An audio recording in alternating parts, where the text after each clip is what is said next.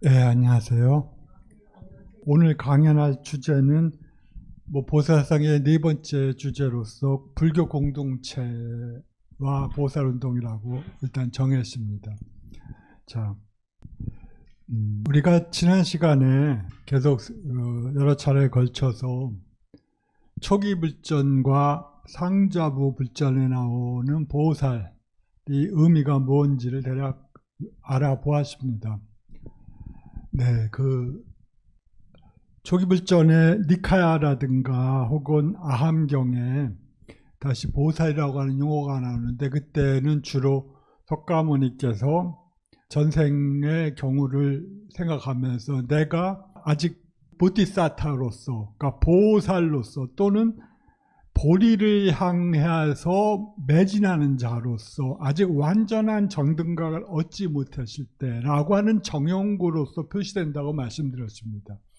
그래서 거기서 보티사트바라고 하는 게 후대 빨려로 보티사트바인데요.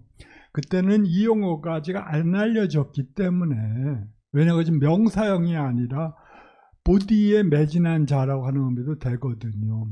그러니까 그러면 그렇게 슈러로 부실 때는 누구나 들으실 겁니다. 내가 보리에 매진했을 때, 그러니까 내가 다른 것에, 이 세상 사회는 매진하지 않고 오직 깨달음을 향해서만 완전히 매달렸던 자였을 때, 그리고 완전히 정등각을 아직 못했던 자였을 때, 뒤에도 그 역시 형용사거든요. 그런 의미에서 보다면 그런 어떤 슈로서가 아니라 일반적인 의미로서 보리로 매달린 자, 보리에 매진하고 보리에 완전히 한결 일편단심 매달린 자, 그러고 아직 완전히 깨닫지 못한 자라고 하는 의미로 했을 때는 모든 맥락이 잘 풀립니다. 그런데 나중에 보살 사상이 알려지고 정착되고, 그리고 세상 사람들에게 하나의 개념으로서 알려졌을 때 이 용어는 당연히 후대에 보살이라고 하는 명사로서 알려졌을 겁니다. 그런 의미로서 너는 이해한다면 많은 문제들이 풀릴 것 같아요. 그러니까 아직 보살 개념도 모르는 청중들한테 이 붓다가 내가 옛날에 보살이었을 때라면 누가 알아듣겠습니까? 그러니까 그때는 그 풀어서 쓴 의미로 내가 보리를 향해서 완전히 올인했을 때죠. 우리식으로 말하면 완전히 올인했을 때, 매진했을 때, 그리고 완전히 깨달음을 얻지 못해, 그것이 하나의 정용구라는 표현으로 나온다는 걸 말씀드렸습니다. 그리고 붓다께서 이러한 설법을 하셨을 때 나중에 그 제자들에게 너희들도 나처럼 그렇게 보리를 향해서 일편단심 집중을 한다면 너도 언젠가는 깨달음을 얻을 수 있을 거라고 하는 일종의 이데알 타입이라고 하는 그 모델의 역할로서, 수행자의 모델로서의 역할을 준 거겠죠. 그런 식으로 그 초기 니카야에 있어서의 용례를 이해한다면 충분할 거라고 생각을 합니다. 자, 그리고 그 이후에 얼마 있어 상자부 문헌에서, 그 다음에 초기 불전과 상자부는 구별해야 됩니다. 상자부 문헌들이나 그 학파들로 분립했을 때 보통 18개 부파나 20개 부파라고 말하는데, 이들은 자기 나름대로 3장을 가졌거든요. 그러니까 근데 그 3장의 편찬 기준은 역시 독립적이었습니다. 이것이 매우 중요해요. 그리고 누구도 거기에 대해서 거부권을, 일종의 나는 이걸 받아들이지 않는다고 하면 다른 부파로 가면 됩니다. 다른 부파의 해석을 받아들이면 돼요. 그러니까 어서독스라고 하는 게, 정통이라고 하는 것은 교리의 정통성이 아니라 행동 방식의 정통성입니다. 불교에서. 그건 매우 중요한 거예요. 기독교에서는 교리의 정통성 때문에 다른 의견을 가진 자들은 이단이라고 해서 죽이거나 파문시키거나 쫓아냈지만, 불교에서는 전혀 그런 일이 일어나지 않았습니다. 왜냐하면 올바른 삶의 방식의 정통성이 중요한 거지, 자기가 믿고 있는 것들의 정통성은 보장되지 않았습니다. 어차피 붓다는 이미 깨달은 직후에 이렇게 말하지 않았습니까? 유명한 말이지만, 나의 깨달음은 너무나 심오해서 말로 표현할 수가 없다. 그렇다면 그걸 말로 표현한 교설이 갖고 있는 정통성이 뭐겠습니까? 해석상의 유용성일 뿐일 겁니다. 그리고 해석상의 유용성은 각각의 수행도 단계에서의 각각의 차이 때문에 누구도 그것을 앱솔루트하게 처음부터 끝까지 올바른 거라고 주장할 수는 없습니다. 물론 피라미드 형태처럼 맨 위에 올라간 해석 체계는 아래 것들을 포괄할 수가 있겠죠. 그건 아래 것들의 에센스를 지니고 있다는 점에서 유용할 겁니다. 그리고 거기에 올라간 자들은 극히 드물지만 거기에 올라간 사람들은 깨달음에 가까이 있다고 본다면 거기에 올라간 사람들의 그 적절한 가르침을 또 주는 건 유용했을 겁니다만 그때도 역시 교설이 갖고 있는 한계는 명백합니다. 그 의미는 대승불전에 갈수록 불가운세라는 것이 핵심적인 중요성을 갖고 닥쳐오기 때문에 이제 교설이라고 하는 것, 언어화된 가르침, 개념에 의거한 가르침은 일정 부분 한계를 갖고 받아들일 수밖에 없어요. 물론 그러한 것 없이 완전히 독각처럼 깨달음에 이르기는 더욱더 어렵기 때문에 불교 교설은 그 깨달음에 이르는 길을 그 수행도에 의거해서 점진적으로 들어가는 길을 찾습니다. 그렇지만 그 정통에 이르는 길이 하나의 길만은 아니에요. 그것이 나는 불교가 이 세상에 준 메시지이고 그런 방법에 의해서 우리는 다양한 견해를 가진 사람들과 화합해서 살 수가 있는 겁니다. 왜냐 행동 방식의 통일, 올바른 삶을 살아가는 게 중요하지 올바른 견해는 최고의 견해는 견해가 없는 것 아니겠습니까? 유마가 말했듯이. 그러니까 여기서 저기 상자부의 해석 체계와 유부의 해석 체계가 다를 수밖에 없어요. 3장이 다를 수밖에 없습니다. 계율은 비슷할 거예요. 거기서 승원들에 살아가는 식녀들의 생활 방식을 규정해 놓은 거니까 그렇지만 거기에서도 이 계율 자체도 사회적 환경과 문화적 환경에 따라서 변화를 인정했습니다. 어떤 것도 앱솔루트하게 절대적인 건 없어요. 절대적인 건 아마 어떤 것도 절대적이 없다고 하는 그것만이 절대적일 겁니다만은 나중에 그거 갖고 논쟁도 붙긴 하지만 하여튼 그런 것입니다. 그러니까 이 상자부 문헌에서의 그렇지만 넓은 의미에서의 상자부 문헌에서의 해석에서 이 보살 개념이 또 등장을 하는데 여기서도 지난 시간에 요약한 것처럼 수행자 보살의 이념이 강합니다. 그러니까 그리고 그것은 전생의 석가모니를 모델로 해서 그런 길을 가라. 만약 너희가 할 수 있다면. 만약 할 수 없다면 아란의 길을 가라. 그것도 위대한 길이다. 라고 하는 그 정도의 맥락이었습니다. 그리고 상자문헌에서는 한역에서는 사합인데 상자문헌에는 오브니카야입니다. 마지막에 꾸다카니카야라 해서 일종의 한역에서는 잡사라고 했던 그러니까 여러 가지 다양한 주제를 갖고 있는 독립적인 경전들을 한 군데로 모아놓은 겁니다. 총 15개가 이 세일론 전승에서는 이 꾸다카, 잡사 그러니까 소부라고도 알려지고 잡사라고도 알려지는 겁니다. 꾸다카가 그런 의미니까 꾸시드라 작거나 혹은 약간 의미가 없다는 게 아니라 여러 가지 잡다한 주제들은 못 가는 겁니다. 여기에는 중요한 텍스트들도 많습니다. 소위 우리가 알고 있는 법구경이라든가 우리가 말하는 슈타니파타도 여기에 포함되고 있습니다. 그러니까 매우 중요한 경제예요. 우다나도 포함됐고 동시에 여기에 후대에 편찬된 거라고 생각하는 붓다방사, 붓다의 전기가, 붓다의 가문의 스토리가 있고요. 또 우리가 지난 시간에 말씀드렸던 또 자타카도 포함되어 있고 등등이 있기 때문에 여기 이 자타카라든가 붓다방사에 보살이라고 하는 용어가 무시 나타납니다. 그리고 여기서도 그 보살은 주상 과거 7불의 전생을 전부 보살로서 규정해 버렸습니다. 그리고 그들의 행동 방식은 또 비슷해요. 깨달음에 이르는 길은 불교에서 보면 당연히 연기의 법칙을 깨달아서 그 다음에 완전히 깨달으신 분이 되는 거니까 대부분 과거 7불도 비슷하게 연기 법칙을 깨달아서 무상고 공부화를 통해서 깨달은 자가 됐고 그런 방식으로 설명이 되니까 패턴은 비슷하지만 그래서 패턴이 비슷하기 때문에 과거불도 그들이 아직 깨닫지 못하고 그의 스승으로부터 휴기를 받았을 때는 보살이라고 하는 명칭으로 끝까지 붙여졌죠. 그러면 그도 똑같이 내가 보리에 매진하고 있을 때 그리고 완전히 깨닫지 못했을 때라고 하는 정형구로서 역시 설명이 될 수밖에 없을 겁니다. 자, 그리고 하여튼 이러한 점에서 우리가 초기불자에서의 수행자 보살의 이념은 어떠한 붓다가 깨닫지 못했을 때 그러한 자기의 얼마큼 내가 이런 행동을 통해서 깨달음을 얻었는가를 제자들에게 설명해 주면서 그럼 제자들도 야 나도 저런 방식으로 하면 붓다가 되겠다라고 하는 방식을 본뜨라고 하는 그런 모델로서의 역할을 제시한 거죠. 그렇지만 대부분의 식료들에게는 붓다의 길은 너무나 먼 겁니다. 그리고 현생에서 나는 아라한이 되면 충분해. 내 삶의 목적은 고통받지 않는 윤회를 끝내는 거지. 그 다음에 거기서 거기서 그 다음에 뭐 깨달음의 길로 갈 수도 있잖아 라고 생각할 수도 있지 않겠어요? 고통이 극심한 상태에서 그리고 윤회의 고통이 그야말로 처절히 느껴지는 그러한 심적인 상태 속에서는 그러한 끝이나 아슈라바 모든 번뇌가 서진된 상태, 심적 상태를 얻는 것이 최종적인 목표일 수밖에 없겠죠.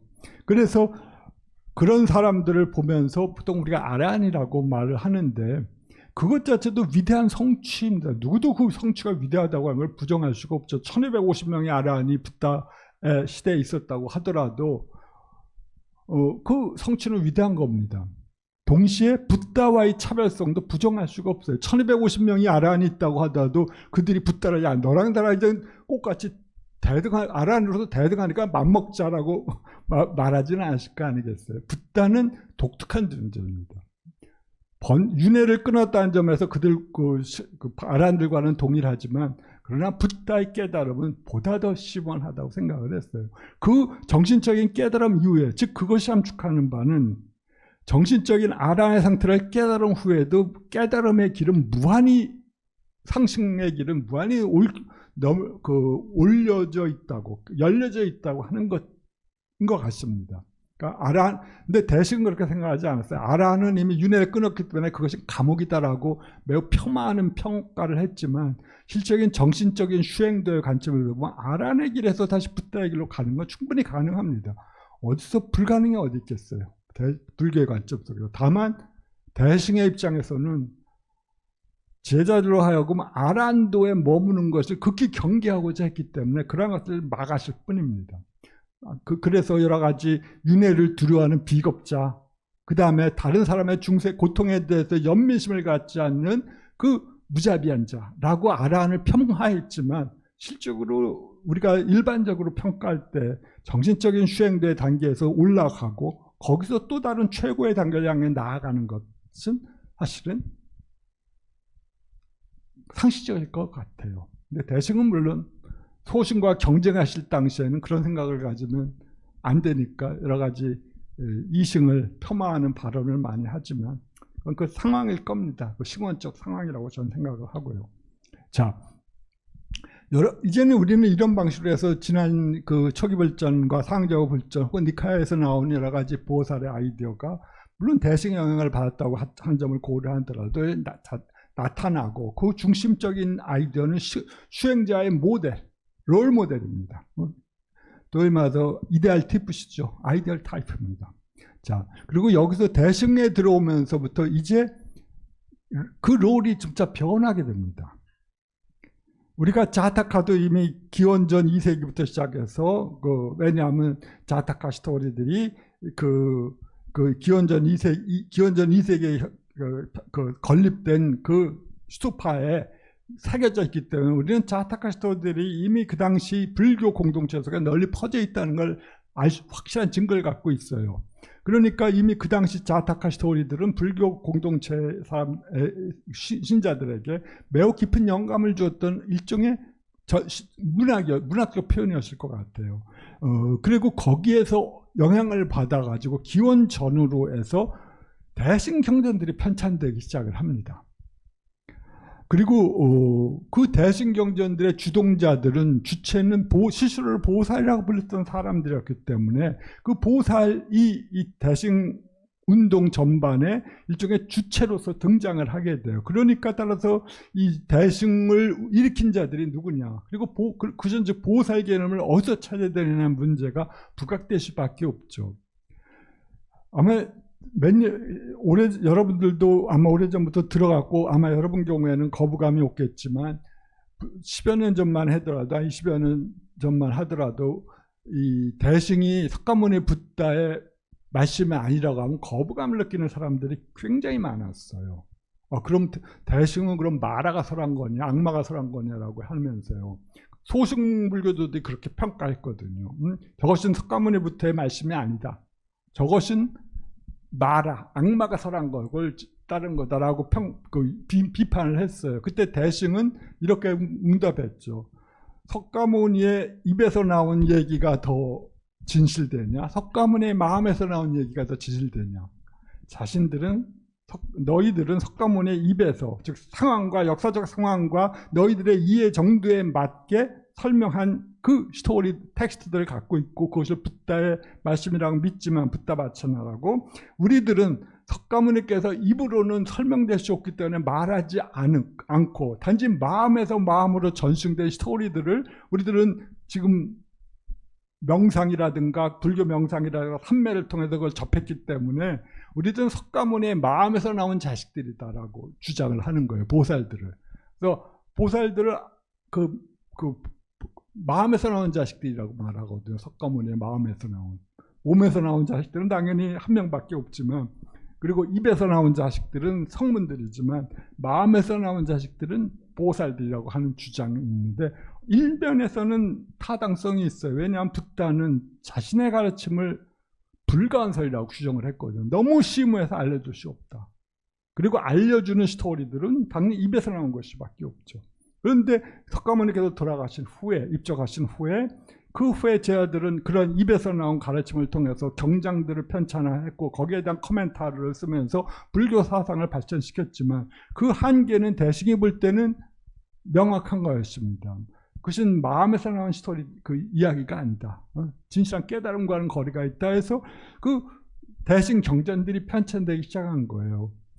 그렇지만 그것은 역사적인 맥락에서 본다면 이건 석가모니와는 관련이 없습니다. 다만 종교적인 맥락에서는 관련이 있어요. 종교적인 맥락 속에서 그것들은 석가모니가 깨달은 가르침과 쭉 연결될 수도 있고 왜냐하면 모든 불전은 결국 해석학적 문제거든요.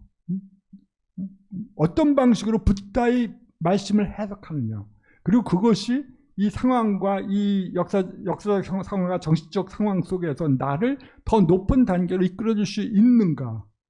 만약 그렇다고 한다는 것은 불설입니다. 붓다의 말씀이에요.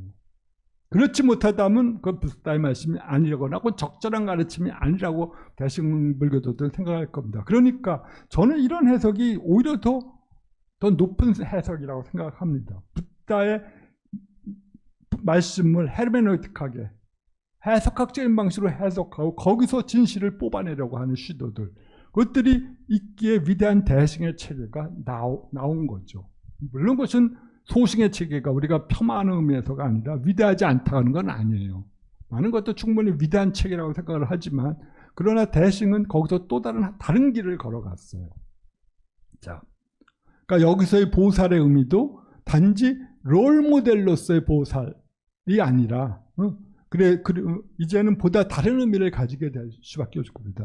열애장사상이 말하듯이 우리도 언젠가는 붓다가 될 수 있다고 하는 아이디어가 여기서 대식 쪽에서는 당연한 걸로서 점차 나오기 시작합니다. 물론 거기서는 한 겁에 하나의 붓다만이 나올 수밖에 없다면 아마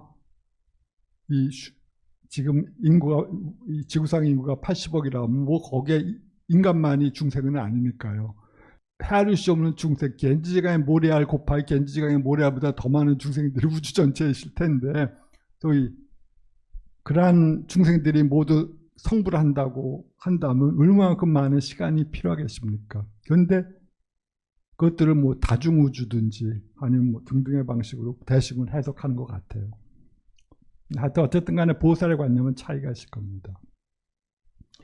그런데 우리가 역사적인 방식으로 그 기원 전후를 통해서 많은 대승경전들이 등장을 합니다. 우리가 프로토 마야나 텍스트라고 하는 것들이 소위 원시 정토계 계통들이에요. 그리고 기원 전후로 해서 8천송 등을 위시한 반야경이 편찬되기 시작합니다. 위대한 경전들이에요. 그리고 십지경이라든지 화엄경에 오래된 층위에 속하는 경전들이 편찬되고 또 법화경이 편찬되기 시작합니다. 위대한 경전들이 동시에 편찬되어 있는데 이게 텍스트마다 성격이 너무 달라요. 제가 볼 때는. 화엄경에서는 무수한 붓다들이 등장을 하고 그야말로 헤아릴 수 없는 붓다들이 등장을 하고 수행자는 그 헤아릴 수 없는 동남, 서북 그 다음에 모든 시방의 붓다들에게 공양을 하는 것이 하거든요. 그리고 그것들을 관세음보살이라든가 아니면 미륵이라든가 등등의 인도를 받아갖고 공양을 한다는 것이 입법기법의 내용들이에요. 그런데 법화경 같은 데서 보면 이제는 그 붓다의 구제력만이 일승이라 해서 붓다의 유일한 구제력만이 올바른 대승, 유일한 승으로서 등장하고 그것이야말로 대불승의 그러니까 붓다에 안아요. 부처님이 타고 가는 수레 혹은 불승이라고 불리는 그러한 유일한 불승은 오직 일승일 뿐이다. 유일한 승일 뿐이다. 할 뿐으로 나오는데 그 유일한 승의 기준이 뭐냐 그러면 다른 거 아니에요. 붓다는 설법을 왜 했습니까? 일체 중생을 구제하기 위한 목적에서 했기 때문에 그것만이 유일한 붓다의 목적이라고 하는 거죠. 다른 건 없다는 거예요. 그러니까 그래서 그것을 유일한 승이라서 일승이라고 부르거든요. 근데 산스크릿에서는 에캄야나기 때문에 승은 유일하다. 그건 유일한 승입니다. 그리고 유일한 승이 바로 불승이라고 불렀기 때문에 다른 삼승과는 독립시켜서 불승이라고 법화경은 부르고 있어요. 하여튼 여기서는 설법을 통한 혹은 그 설법하는 가르침에 대한 믿음을 통해서 관세음보살의 구제력을 통해서 그 다음에 모든 중생들이 원하는 그 상태로 올라가게 하고자 하는 붓다의 위대한 구제력이 매우 중시되고 있는 텍스트거든요. 그런데 이 전혀 다른 텍스트들이 반주산매경이라고 하는 텍스트인데 여기서는 붓다가 뭐냐고 물어봐요. 수행자가. 붓다가 뭐겠습니까? 붓다가 그 수행자인 그 부하드라 팔라라고 하는 수행자가 그 제가자예요. 부하드라 팔라가 역시 이들도 수없이 많은 집회에서 붓다가 열렸을 때 동남서북에서 수없이 많은 붓다들이 권속을 데리고 참여해요. 왜냐하면 일종의 그 붓다 방사, 붓다들의 예의인 것 같아요. 하나의 붓다가 설법을 하면 모든 시방의 모든 붓다들이 와서 참여하는 거거든요. 직접 오실 수도 있고 화신을 보내갖고 참여할 수도 있는데 그래서 참여할 때 이 부하드라 팔라라고 하는 그 수행자도 그 제가자도 가서 그 모든 붓다들의 공양을 하면서 법을 듣는데 그 마지막에 그 붓다가 부하드라 팔라에게 물어요. 이렇게 수없이 많이 올려둔 붓다를 산매 속에서 넣어둔 보았는데 산매 속의 스토리입니다. 산매 속에서 보았는데 그들의 본성이 뭐냐라고 물어봐요. 그들은 어디서 와서 어디로 가느냐라고 물어봅니다. 그러니까 상상을 해보세요. 하나의 붓다가 어떤 사람의 산매 속에 들어갔습니다. 거기서 그는 수없이 많은 붓다를 만나고 어떤 법회가 열렸고 수없이 많은 붓다를 만나고 수없이 많은 붓다의 공양을 드리고 그리고 거기서 다시 법을 들어요. 뭐 그것만도 대단한 스토리겠죠. 근데 거기서 붓다가 묻습니다. 산매 속에서. 내가 지금 이 산매 속에서 본 붓다는 어디서 와서 어디로 가느냐라고 묻는 거예요. 그러니까 붓다의 본성이 뭐냐고 묻는 겁니다. 그때 이 부하드라 발라니는 정답을 말합니다. 붓다는 어디에서 와서 어디로 가는 게 아닙니다. 그는 단지 마음에서 생겨나서 심자궁이 사라지면 사라지는 뿐입니다. 라고 대답을 해요. 그것이 올바른 정답으로서 칭찬을 받죠. 그렇다. 그것은 단지 마음에서 일어나진 것일 뿐이요. 마음이 사라지면 사라질 뿐이다. 라고 말을 해요. 네가 산매에서 본 붓다 이미지는 산매에서 깨어나는 순간 사라질 뿐이에요. 물론 그 가르침은 의미가 있겠지만 즉 거기서는 우리가 뭐 금강경의 메시지처럼 뭐 너는 모든 것들을 실체라고 생각하면 안 된다. 라고 하는 아이디어가 있을 수 있겠지만 중요한 건 능소작용, 주객의 심작용에 의거하여 산출된 것은 그것이 무엇이든 간에 그것이 아무리 위대한 것처럼 보이는 붓다의 영상일지라도 역시 유의법에 지나지 않는다. 따라서 사라지는 것이다 라고 해요. 그걸 실체화시키지 말라. 아무리 고귀한 이미지라고 하더라도 이미지는 이미지일 뿐이다죠. 그러니까 그것은 버리게 놔두라고 하는 겁니다. 자, 또 다른 붓다가 어디로 왔는가 하는 주제가 아마 그 당시 대신경전 편찬들에게 굉장히 중요했던 것 같아요. 붓다의 본질이 뭐냐. 팔천송에서도 역시 붓다의 본질이 뭐냐고 묻습니다. 팔천송에서 맨 마지막 품이 소위 상제보살, 사다 프라루디타라고 하는 보살이 굉장히 유명한 보살입니다. 그는 항상 울고 다녀요. 그래서 상제라고 합니다. 상제, 사다 프라루디타. 항상 눈물을 흘리는 자라고 하는 의미에서. 근데 그는 왜 눈물을 흘리냐? 그는 궁극적인 진리, 붓다의 본성을 알고자 하는데 누구도 그에게 가르쳐주지 않아요. 그러니까 그는 그 진리를 알고 싶어서 항상 스승을 찾아다니면서 스승을 못 만났기 때문에 비탄의 심정에서 울고 다닌다고 하는 그러한 종교적 열정에 넘친 인물입니다. 그래서 그는 우연히 황야에서 허공에서 나오는 메시지를 듣습니다. 그렇게 열정이 나오니까 허공에서 메시지가 들려요. 너는 어디에 있는 법영보살 이라고 하는 사람을 가서 단무갈 혹은 법영보살이라는 사람한테 가서 법을 들어라. 그는 붓다의 본질이 무엇인지를 너에게 알려줄 거다. 그래서 그는 법영보살을 만나기 위해서 수없이 많은 석가모니의 저절로 만나는 게 아니라 카세트만 틀면 나오는 스토리들이 아니다. 그건 우리가 들어도 모르는 것처럼 혹은 그것에 마음이 감화되실 때 스스로 마음이 감했을 때 이 진리 세계에서부터 응하는 것이 있는 거 아니겠습니까? 저절로 그 상태에 도달되는 건 아주 드문 경우겠죠. 전생에 무수한 복덕을 쌓은 사람들을 빼놓고는 우리들이 스스로 마음속에서 그 마음을 일으키지 않는 한 저쪽 세계, 진리의 세계는 항상 열려져 있지만 동시에 막혀져 있는 세계라고 생각하는 거죠. 감흥의 세계는 그런 구조인데 거기서 그걸 듣기 위해서 들을 자격을 부여받기 위해서 이 사람이 석가모니의 자기 희생을 본받아서 온갖 희생을 하고 다닙니다. 그러니까 자기의 피와 골수를 가난한 사람들에게 법을 구하기 위해서 증명하기 위해서 주고 그러니까 그걸 원하는 사람들에게 계속 줍니다. 그리고 그러니까 골수까지 주면 죽었을 것 같은데 이렇게 살아가지고 마침내 법영보살에게 가서 붓다의 본질이 뭐냐를 물어요. 그의 대답은 붓다는 공이다라고 말합니다. 붓다는 공한 것이다. 그러니까 그것은 또 다른 맥락이지만 그 심이 능소 작용을 통해 능소의 대립 관계를 통해서 나타나는 모든 것은 사실 공한 거거든요. 유의법은. 그런데 이 법영보살은 바로 공이라고 대답해요. 그 반야경 혹은 나중에 중간적 해석에 따라서 공이라고 말합니다. 그것들은 어떠한 본질도 갖고 있지 않은 게 바로 붓다다라고 주장을 하는 거죠.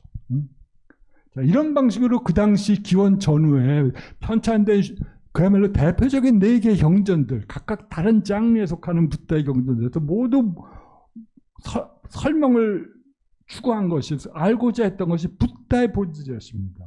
이제 법이 아니라 붓다의 본질은 뭐냐는 거예요. 그런 위대한 가르침을 설한 붓다의 본질이 뭐냐고 하는 것이 그 당시 기원 전후에 수없이 많은 대신경전들을 각각의 장르, 이질적인 문학 장르 속이든 종교 장르 속에서 간에 편찬한 사람들의 궁극적인 공통된 물음이었어요.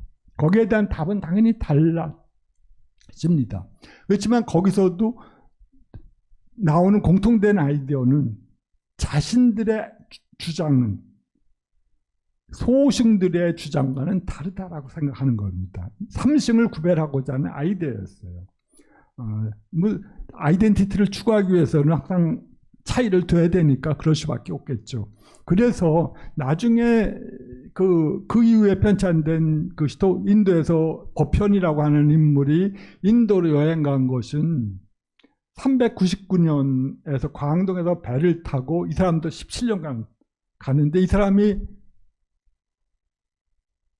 율장을 구하기 위해서 구했는데 그 당시 나이가 60대였습니다. 이미 죽어야 될 한참 평균 수명을 따지면 굉장히 나이가 많은데 그 사람이 여러 사람이랑 같이 가는데 다른 사람들은 너무 돌아가셨는데 많은 사람들이 돌아가셨는데 그 사람만이 홀로 살아서 그 다음에 나중에 실크로드를 통해서 귀환을 해요. 그러니까 굉장히 그리고 거기서 또 대반 열반경의 번역까지 합니다. 그러니까 늦게 그거 한 건데 이분이 그렇게 떠난 이유가 율장 승원을 건설하고 승단을 올바른 반석 위에 세워놓기 위해서는 율이 필요한데 그 당시 율을 구할 수가 없었거든요. 부분적으로 전해지지만 그래서 이 사람이 율을 구하기 위해서 인도로 직접 여행 가서 뭐 산스크리트도 다시 배우고 뭐 배워가지고 그 번역을 합니다. 그러니까 그 400년대가 중국 역경사에서 매우 전환점입니다. 이때부터 대승이나 소승이 본격적으로 도입이 되고 번역이 되면서 텍스트들이 번역이 돼요. 그 이전까지 번역된 텍스트들은 그 명상서적이라든가 반화경류의 명상서적이었는데 그 이후로 주로 이 사상에 대한 코멘타르들도 번역이 되기 시작합니다. 그건 물론 그 직후에 올라왔던 구마라지바라고 하는 위대한 인물의 번역 영향 때문이지만 하여튼 그 당시 그 120년, 그 400년을 기점으로 해서 그 120년 전까지는 거의 번역이 되지 않은 공백기였거든요, 동아시아에서. 280년까지는 굉장히 많이 번역이 됐어요. 그렇지만 어떤 일이든지 이 3세대가 빕니다. 120년간이 비어요, 중국 번역사에서. 여러분이 일본에서 나온 그 텍스트들, 불교 역경사를 보면 거기에 나오는 역경은 극히 몇 개밖에 안 됩니다. 중국의 혼란 때문이었는지 아니면 그래서 중국이라고 하는 블루오션이 없어지니까 너무 그때 중국이 혼란스러웠거든요. 위진남북조 시대 진나라가 개판 치면서 완전히 천하 대란이 일어났던 시대들이니까 그러면서 그 56국이 56국이라 그 당시 그 북조의 여러 가지 제국들이 들어오는데 그들이 굉장히 포갑적인 정권이었기 때문에 그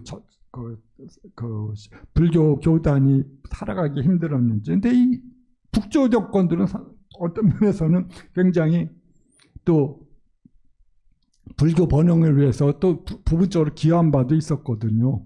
어쨌든 간에 이 무렵에서 텍스트들이 번역되기 시작하는데 이 법현의 불국기에서 그 부파불교와 대승의 차이를 이렇게 말합니다. 다른 부파들은 사리불이나 아난탑 또는 목련탑, 즉 제자들의 아란들의 탑에 공양을 하는데 대승은 반야바라밀과 문수사리 등을 공양한다라고 그 특징을 적어놨습니다. 그때 일종의 믿음의 현장에서 그 차이를 보고한 거죠.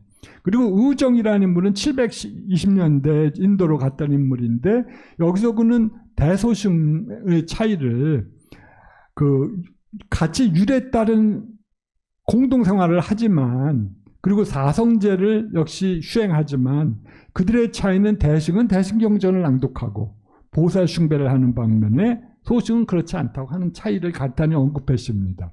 뭐 이것은 현장에 보고에서도 나오니까 하여튼 그 당시 인도의 일반적인 상황이었던 것 같습니다. 따라서 이 기록을 본다면 적어도 우리가 초기 대승경전에서 보는 수없이 많은 붓다, 수없이 많은 보살들에 대한 숭배, 소위 보살 숭배라든가 붓다, 소위 보디사트바 컬트라고 불려지는 그러한 의례들이 이미 인도 문화에서 인도의 불교의 종교 문화 공동체 속에서 널리 퍼져 있었다는 사실을 알게 됩니다. 적어도 텍스트에 따르면. 그래서 근데 문제는 이 보살이 그 천상적 보살이라고 우리가 보는 관세음이라든가 미륵은 뭐 경전에 나오니까 나오지 그 확실한 근거가 있다고 보이지만 뭐 우리가 말하는 관세음 보살이라든지 아니면 문수 보살이라든지 혹은 대세지 보살이라든지 이런 보살들이 어디서 왔는지에는 아직까지도 제가 과문한지 아직까지도 거기에 대한 확정적인 영향 그건 없거든요. 그러니까 어디선가 왔는데 이것이 자타카가 성립되고 기원 전 불과 200년 사이에 인도의 종교 문화 속에서 불교 종교 문화 속에서 무엇인가 커다란 변화가 일어났던 건 틀림없는데 거기에 대해서 우리는 아직 자료적인 한계 속에서 아직 알지는 못합니다. 정확한 알지는 못합니다. 텍스트들은 풍부한 보고를 하고 있어요. 아까 말씀드린 그 위대한 4개의 전승들에서는 보살들의 이름들이 계속 언급되고 있기 때문에 적어도 이 대승 불교 공동체 속에서 이 천상석 보살들의 역할은 지대했다고 보이는데 그러나 텍스트를 벗어난 실생활에서 어떤 건지는 또 다른 스토리들인 것 같습니다. 그건 나중에 잠깐 말씀드리겠어요. 자, 그래서 우리는 이 인도의 실제의 종교 문화 속에서 무엇이 일어났는가에 대한 것을 관심을 가질 수밖에 없습니다. 인도의 실제적인 종교 문화 속에서 그리고 일종의 불교 공동체 사회 속에서 무엇이 일어났는가 그리고 이 불교 공동체의 어떠한 측면 때문에 이 대승이라고 하는 새로운 종교 문화가 싹을 틔우고 꽃을 피우고 그리고 열매를 맺게 되었는가 하는 거죠. 그래서 그 가장 언급돼야 될 가설 하나는 히라카와 아키라의 가설입니다. 평천창이라고 하는 위대한 인물인데 학자인데 그가 1963년과 68년을 통해서 그 대승 불교에 대한 그 텍스트를 그 연구소를 써냈는데 거기서 그는 중요한 가설을 대승불교의 기원에 관한 중요한 가설을 내놓습니다. 하나가 그 가설을 요약하자면 그 대승불교는 불탑 숭배를 했던 제가자 그룹에서 나왔다고 하는 걸로서 요약될 수가 있습니다.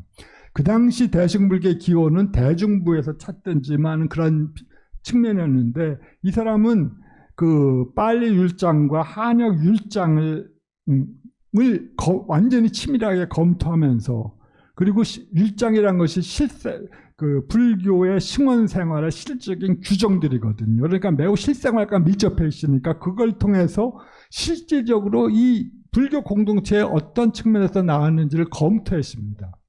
그것이 매우 방법론상으로서 뛰어나고 독창적이었고 그리고 그 연구의 포괄성이라는 면에서는 그 이전의 모든 학자들의 연구 수준을 뛰어넘었기 때문에 단박에 이 가설은 일본 학계에서 하나의 표준적인 해석이 돼버렸어요. 자, 우리가 앞에서 봤듯이 우리가 초기불교라든가 거기서 나오는 게 붓다는 전생의 붓다로서 휴기를 받아야 됩니다. 너는 충분히 자격이 되니까 수없이 많은 후대인 내 제자가 돼 라고 하는 그 설이에요. 그러니까 휴기라고 하는 것이 반드시 필요했습니다. 자, 그런데 이 평천장은 이것이라는 롤 모델 역할로서 보지 않고 실질적인 휴기로 본다면 이 시간적 길이로서 가능성이 없지 않겠습니까? 그러니까 평천장은 이것이 대승의 기원을 니카야 교단 속에서는 찾을 수 없고 일반 제가자들에서 찾을 수밖에 없다 라고 생각을 했습니다. 숙녀들인 이 설명에 별로 매력을 느끼지 못했을 거 아니겠어요? 자기는 믿어봤자 부터가 될 수도 없으면 내가 왜 믿어라고 생각하지 않겠습니까? 그러니까 이것은 다른 믿음을 갖고 있는 제가자로 그리고 실적으로 이 당시 대승경전 중에서 제가자 믿음을 지지하는 것은 우리들이 이경선님이 좋아했었던 승만부인도 있고 유마거사가 전부 제가자였으니까요. 그리고 흥미롭게도 그 라트나쿠타라고 하는 보적경에 나오는 49경전 중에서 주인공들이 전부 반은 제가자고 반은 출가승려들입니다. 같이 다 보살들인데 그러니까 그런 것들이 제가자와 대승불교가 어떤 관련성을 갖고 있다는 것을 보여주는 증거라고 보일 수도 있었죠. 어쨌든 간에 이러한 주장, 평천창의 주장들, 히라카와의 주장은 매우 부정할 수 없는 것처럼 보였지만 그러나 후대 반박이 들어가게 됩니다. 특히 그 일본학계가 아닌 서구학계에서부터의 반론이 얼마에서 하고 들어가게 됩니다.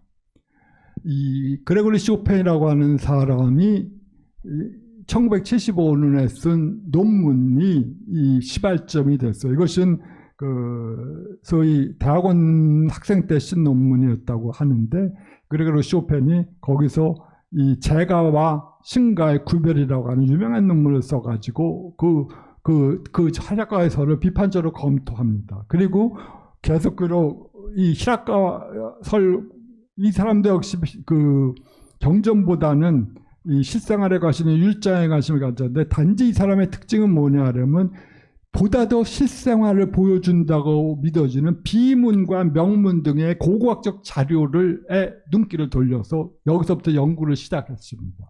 이것이 방법론적인 또 다른 영역을 개창했던 거죠. 물론 여기에도 문제는 있습니다만은, 그래서 이 사람은 경전을 별로 믿지 않았어요. 그것은 조금 이따 나오지만 경전은 일종의 우리가 연극을 본다면 경전은 인물이다. 배우들은 계속 바뀔 수 있을 거 아니겠습니까? 그러나 무대 화면은 지금이야 뭐 무대가 컴퓨터로 해갖고 계속 그것도 수없이 많이 배우 못지않게 배우는 하겠지만, 옛날에 연극을 가면은 무대는 딱 하나 있지 않겠습니까? 1막의 무대 하나, 2막의 무대 하나, 3막의 무대 하나 정도가 끝이니까, 이 경전이라고 하는 것은 배우에 불과하고, 이 불교의 실생활은 그 무대와 같다. 그 불교의 실생활을 보여주는 불교도들의 믿음, 의의 형태들이 보다 더 중요하게 기준 판단, 대승불교의 기원을 이해하는데 역할을 해야 된다라고 생각을 했던 거죠. 그래서 말해서 배경과 무대라고 하는 재미있는 발상을 가지고 그걸 대승에서 보다 더 포인트를 줘야 할 항목을 그 믿음이라든가 의례 등의 실생활이고, 실생활은 보다 더 명문자료라든가 비문자료를 통해서 나타나지 경전을 통해서 나타나는 건 아니다. 경전은 레터릭일 뿐이다라고 하는 어떤 종류의 생각일 수도 있겠죠. 자, 그런 사람들이 있었고, 또 다른 사람들이 역시 해리슨이라고 하는 또 다른 학자가 있는데, 이 사람은 역시 뉴질랜드 학자인데, 이 사람은 반주산매경에 대한 연구를 통해서 연구를 보여주었습니다. 자, 그래서 해리슨의 관점을 먼저 보면, 이 해리슨은 초기 대신 경전들을 봤는데요. 초기 대신 경전을 보니까 거기서 제가자들은 별로 나오지 않더라. 물론 이 부하드라 팔라라고 하는 반주산매경에서의 그 중심 인물은 이 제가자였지만, 이 나중에는 이 사람도 당연히 모델에 따라서 출가하는 스타일인데, 제가자의 역할은 거의 기대되지 않고 오히려 엄격한 고행의 이상이 나타나 있다고 주장을 했습니다. 이것은 반주산매경뿐만 아니라 초기 대신 경전에서도 일반적인 현상이다라고 하면서, 이 제가자 중심의 종교운동이라고 하는 히라카와 아키라의 중요한 가설 하나를 허물어뜨렸습니다. 그리고 여기서 고행전통의 찬양은 사문전통의 바탕을 둔 초기 불교의 그 본래적 성격을 회복하려고 하는 의도이고, 따라서 대승은 엄격한 불교의 고행전통으로의 회복이지 제가자 중심의 그러한 이상은 아니다라고 생각을 했습니다. 저는 다른 해석입니다. 자, 그리고 해리슨은 이러한 주장을 계속 반주산매경이나 초기 대식 경전의 연구를 통해서 확장을 시켰죠. 요새 해리슨은 뭐 그건 하지는 않고, 다만 초기 한역 경전들, 안세고라든가 등등의 한역 경전 등의 번역을 갖고 몰두하고 있는데, 하여튼 이 79년도 등에서 나온 반주산매경 연구를 통해서 이 히라카와 아키사의 중요한 주장들, 제가자 중심이라고 하는 그 측면들을 공격했습니다. 자, 여기서의 중심축은 완전한 붓다를 향한 보살의 서원입니다. 그것이 포인트지, 그래서 제가자라든가 출가자 등은 아니다라고 하는 그러한 측면입니다. 자, 그리고 이때 천상적 보살은 그야말로 등장은 하지만 중심적인 모티브는 아니었다라고 주장을 하고, 그리고 이러한 초기 대식은 따라서 모든 중생을 구제하기 위해서 붓다가 되기보다는 자기만의 열반을 시바르타를 위해서, 자기만의 이익을 위해서 해탈을 구하려고 하는 아라한의 수행도에 대한 반감으로 특징지어진다라고 말을 했습니다. 이것이 해리슨의 주장인데, 두 번째 재미있는 또 제가자와 관련된 포인트가 쇼펜이 또 제기된 문제입니다. 이 사람은 승원의 소유권이 누구냐는 흥미있는 문제들을 갖고 따졌습니다. 그때 그는 비문에 적힌 승원의 소유자, 이게 비하란 특히 승원 중에서 승방입니다. 실적으로 승려들이 거주하는 곳이죠. 그것들이에서 빨리율과 설치후의 모든 사례를 검토한 후에 승원의 실적 소유권은 제가자, 그것을 관리하는 제가자 집단에게 있다고 하는 결론을 내렸습니다. 그리고 승려들은 나중에 사용권만을 갖고 있습니다라고 생각했습니다. 우리처럼 보시하고 그 다음에 너희들이 알아서 해가 아니라 한국 불교처럼 조직적인 이 제가자들이 이걸 관리하고 있었다고 하는 겁니다. 이 문제가 중요한 이유는 시군에 속한 경전의 설권과도 관련이 되기 때문입니다. 그러면 이것이 경전의 소유권도 관련되어 있다면 나중에 나우뿌르라고 하는 도서관에서 발굴된 자료들이 또 증거로서 제시되는데 경전의 제작과 유포의 제가자 그룹이 적극적으로 참여했다고 하는 스토리가 나오게 되는 겁니다. 그러니까 이제까지 이 앞에서 설명했던 또 제가자가 부정되는 게 아니라 제가자도 이 대신경제운동의 주요한 하나의 축으로서 등장했다고 하는 또 다른 역설적인 설명이 또 나올 수도 있는 거죠. 자, 이 제라드 후시마이라고 하는 프랑스 학자는 또 역시 이 나우뿌르라고 하는 그 길깃에서 발견된 도서관에서 자료를 통해서 역시 이 도서관의 관리에도 역시 제가자가 적극적으로 관여했다고 하는 그 사실상의 증거를 보여주었습니다. 거기서 이 불교 도서관은 역시 초기 대신경전들도 있었고 그 전통적인 그 부파들의 문헌도 공동으로 포함되어 있었기 때문에 이 도서관에서 나온 자료를 통해서 대신경전의 제작에 역시 불교 공동체들이 적극적으로 같이 참여했다고 하는 사실을 보여주었다고 합니다.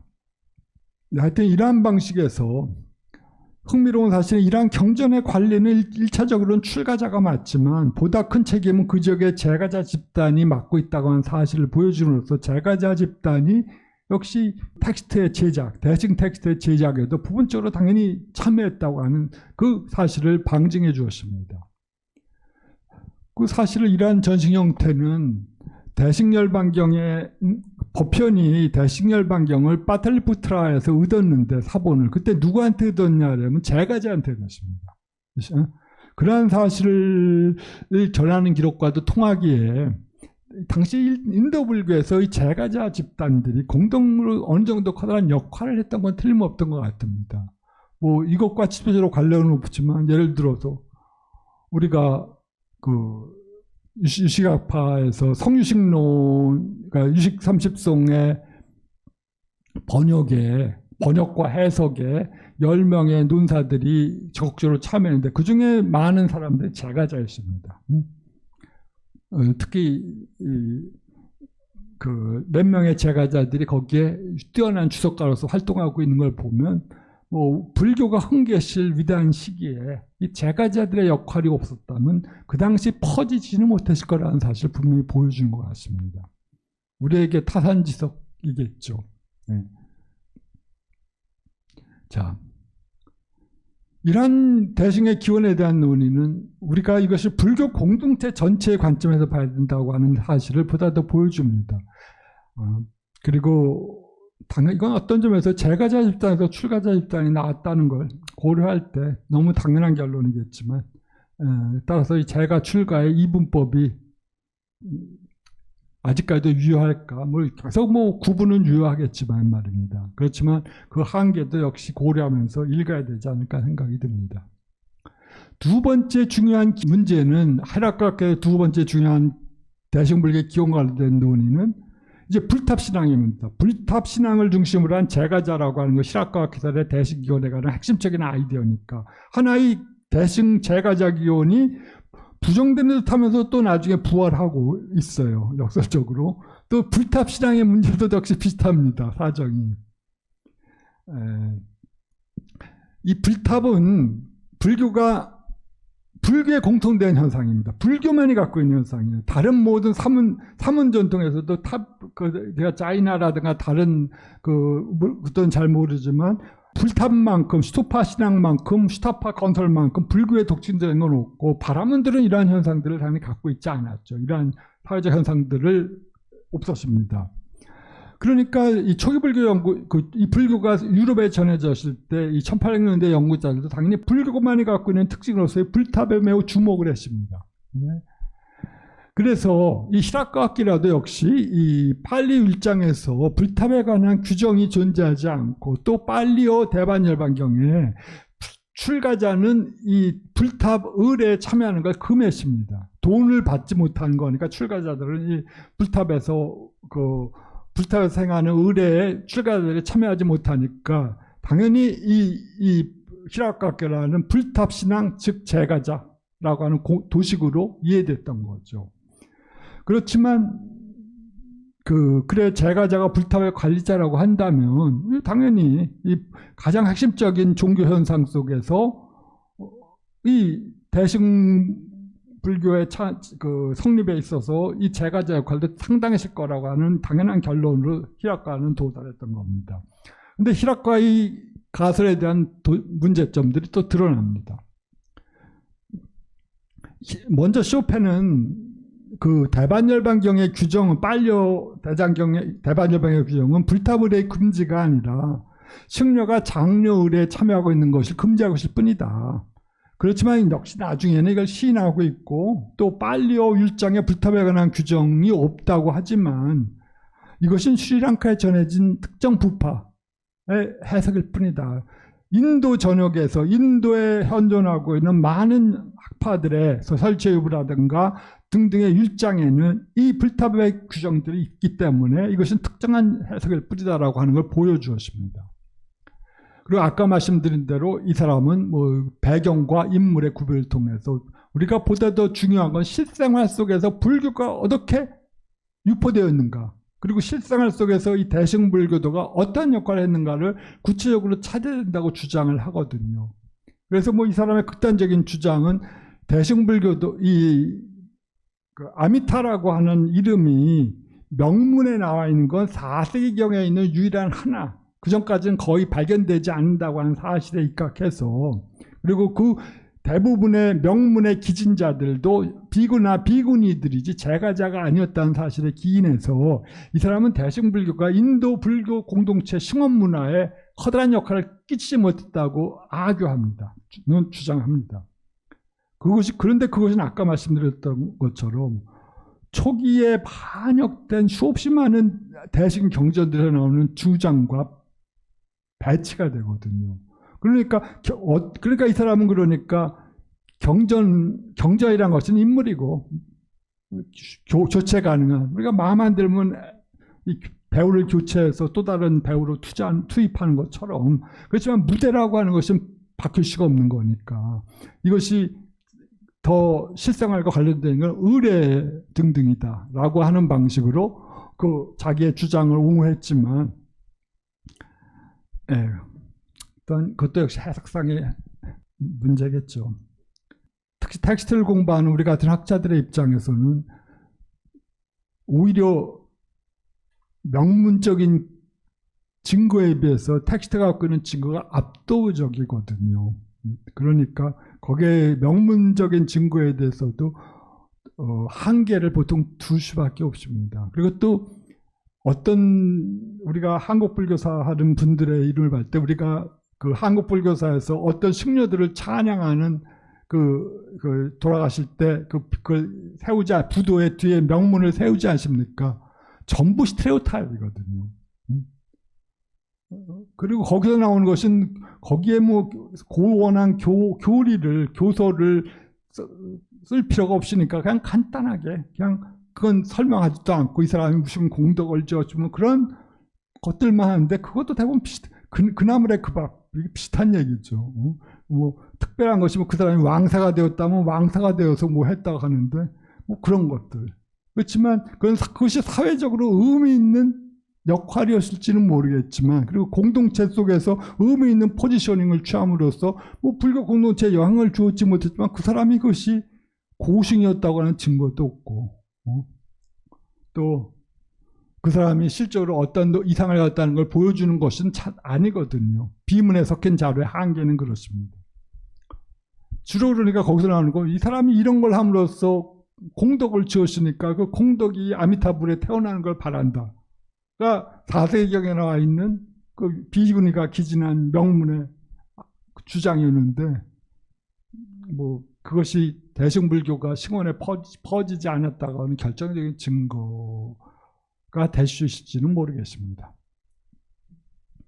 어쨌든 간에 불탑 관련돼서 이 불탑이 이 상징적인 의미를 넘어서 실제 불교 생활권에서 가지는 의미는 역시 지대하다고 말씀드렸는데, 히라카와키라는 이 불탑을 대승계 기억과 관련해서 설명했기 때문에 한계가 가지고 있었거든요. 근데 불탑이 사실은 이미 겐지지강 유역에서부터 불교가 퍼지기 시작할 때부터 도시화가 이루어지고, 이때 불교의 발전과 그 재가에 영향을 끼치기 위한 중심적인 역할이 불탑을 중심으로 이루어졌다고 본다면, 그 불탑을 반드시 대승의 기원과 관련돼서만 설명할 수는 없다고 하는 반론이 나옵니다. 따라서 이 상업과 교육의 거점 역할을 했다는 것이 거의 불탑, 그 승원이 그런 역할을 했고, 그 승원에서도 불탑이 바로 본사, 바로 대웅전 앞에서 있는 불탑이 그러한 역할을 했고, 그리고 거기서 주로 상업교육도 이루어졌다고 본다면, 그 승원과 분리된 공간으로서 역할을 하는 것이 아니라 불교 공동체를 유지시키고 확장시키는 어떤 역동적인 문화적 중심지로서의 역할을 했다는 점이 강조되고, 따라서 그러한 측면들은 불탑을 대승의 기원과만 관련시키는 히라카와키 가설에 의문을 던지게 됩니다. 따라서 불교 시공의 생활사회 관점에서 우리는 불교 대승 불전에 보이는 것처럼 대승의 주도적인 역할을 거의 인정하지 않은 쇼펜의 관점을 역시 비판할 수도 있을 것 같습니다. 네, 이러한 아까 말씀드린 것처럼 실질적인 비문이나 명문에는 위대한 천상적인 보살의 이름, 아미타바의 이름이 나타나지 않는다는 사실을 통해서 실적인 승원 생활에서 대승의 역할은 없다고 하는 비판이 있었는데, 이것은 역시 실적인 번역 경전에서의 증거와는 너무 차이가 납니다. 우리들은 번역 경전에서 그것은 중요하거든요. 왜냐하면 지금 나와 있는 산스크리트 판본은 후대 세컨드 핸드에 의하여 가필될 수가 있지만, 번역되었을 당시에 한역 경전은 누가 어느 시기에 번역했다가 명확히 보여주기 때문에, 이 적어도 110년에 번역된 이 반야경의 한역에서 이 수없이 많은 천상적 보살의 명칭이 나온다고 하는 사실은 부정될 수가 없는 사실이거든요. 그런 점에서 이 쇼펜의 주장은 아직까지도 그래서 고고학적 증거 이상의 역시 한계는 고고학 증거의 한계라 또 벗어나지 못하고 있지 않을까 생각이 됩니다. 그래서 세 번째로 이제 경권신앙의 문제인데요. 대승과 관련돼서 아까 이 불탑이 결국은 우리가 하는 역할이 뭐겠습니까? 불탑에는 옛날에 우리가 보니까 지난번에 이주영 선생님이 그 사리 신앙을 가지고 불탑에 사리를 배분한다고 석가모니께서 돌아가실 때 그 유고를 화장한 후에 거기서 나온 사리들을 84,000개 뭐 탑에 세웠다고 하는 그런 전승이 나오는데, 84,000개가 맞을지 몰라도 하여튼 수없이 많은 사람들이 그 석가모니의 진신사리를 귀중하게 생각해서 그것을 탑에 보관했다고 하는 기준이 나올 겁니다. 그런데 이 불탑이 어떻게 대승의 발생과 연결될 수 있는지를 본다면, 이 사리의 숫자는 한정되어 있지 않겠습니까? 또 도난도 당했을 수도 있고, 또 외국에 수출했을 수도 있고, 또 그러니까 아마 사리의 숫자는 한정되겠죠. 나중에 이 사리가 없으면 어떡할까요? 불교가 발전하면서 우리나라처럼 뭐 절도 인도에서 계속 세워지고 그러실 텐데, 그래도 뭐 멋진 건 하나 있어야지 권위가 서지 않겠습니까? 그런데 귀중한 붓다의 사리를 누가 공짜로 줄 리도 없고 어디 가서 훔쳐올 수도 없고 의도올 수도 없다면 그럼 나머지 방법은 뭐겠어요? 뭐 제 아들의 사리를 봉안해서 뭐 무수보살 대신에 뭐 아난의 탑을 세워서 아난의 사리를 일부 뒀다가 세울 수도 있겠지만 아무래도 붓다에 비해서는 권위가 떨어지지 않겠습니까? 그리고 대승불교를 믿는 사람들에게는 그렇게 어필하지도 않을 테고요. 그래서 이 사람들 그 전에도 아난의 탑에다 아난의 사리를 모셨고, 즉 사리라고 하는 그걸 육신 소위 사리를 모셨죠. 사리를 모셨겠죠. 사리라라고도 하고 또 법화경은 그것을 다투라고도 합니다. 그 유골이라 붓다 유골인데 그 유골은 여기서 사리, 화장한 사리 형태인데 그 다투를 모셨으니까 다투라고 하는 것이 어떤 개라고 하는 뜻인데요.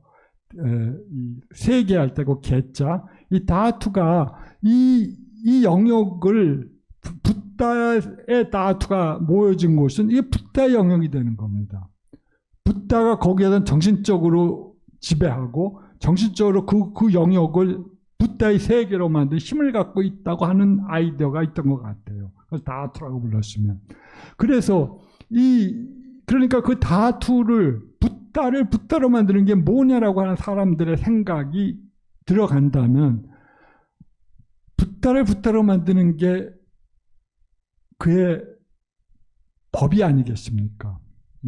붓다를 붓다로 만드는 건 육신이라기보다는 그의 법으로서의 신앙이 그 신체였겠죠. 그래서 말해서 우리가 말하는 법신이라고 하는 거, 법을 몸으로 하는 것이 되는데 법이라고 하는 것이 대승의 법을 소위 말해서 구현한 것들이 뭐겠습니까? 대승 경전이 아니겠습니까? 그러니까 대승 경전들을 봉안함으로써 이제 여기서 불탑을 사리를 모신 붓다의 진신사리를 모신 그런 것보다 더욱더 진실된 대승의 영역으로 정신적인 영역으로 만드는 것이죠. 그래서 팔천송에서는 불탑에 관해서 질문해서 열의 사리를 불탑 아래 모시는 것과 그 다음에 경권으로 만들어서 여기서는 당연히 반해경이죠. 반해경을 텍스트로 만들어서 거기에 모시는 것 어느 것이 더 공덕이 크냐라고 말했을 땐 당연히 경권으로 만들어서 모시는 게 더 크다. 왜냐하면 그것이야말로 붓다의 붓다가 법을 몸으로 한다고 했을 때 법신이 법을 몸으로 한다고 할 때 그것이야말로 대승 경전의 말로 붓다 자신에 지나지 않기 때문이죠. 그래서 당연히 이 후자 열의 일체지성에 공양하는 것이 더 낫고 따라서 경권 신앙이 여기서 탄생하게 됩니다. 히라카와와 쇼펜 등은 이것이 불탑의 의의를 부정하는 걸로서 읽어냈고 경권 신앙으로 승화시키려고 하는 의도라고 보지만 이것은 만약 불탑 공양이 열의 일체지성 모든 것을 아는 그런 위대한 분으로서의 열의 법신에 대한 공양이라고 하고 한다면 바로 그 열의 일체지성이 어디서 생겨났냐면 대승경전 특히 반해경에 따르면 반해경에서 생겨난 거거든요. 그러니까 반해경이 불모라고 하지 않습니까? 프라냐 파라미타가 그 붓다의 어머니라고 칭송받은 건데 붓다를 낳는 그 모태가 그 토대가 기반이 붓다의 자궁이 바로 반해경이라고 주장을 한 거죠. 그럼 반해경이야말로 이 모든 3세 제불을 낳는 어머니와 같은 역할을 하니까 당연히 석가모니의 진시사림보다는 더 위대할 수밖에 없는 거죠. 그래서 이 경권으로 상징되고 있기 때문에 경권이야말로 불탑 건립, 불탑을 불탑으로 만들어주는 진실한 힘이다라고 하는 아이디어가 생겨났다고 주장을 하는 겁니다. 그래서 이 대승경전이야말로 바로 올바른 의미에서 법과 법성을 구별할 때 법성을 드러내는 힘을 갖고 있고 따라서 붓다의 신체, 그러니까 법으로서의 붓다의 신체가 머무는 장소로 변화되고 있다는 걸 보여주는 겁니다. 이 법신이라고 하는 게 바로 그 의미거든요. 법을 신체로 하는 자.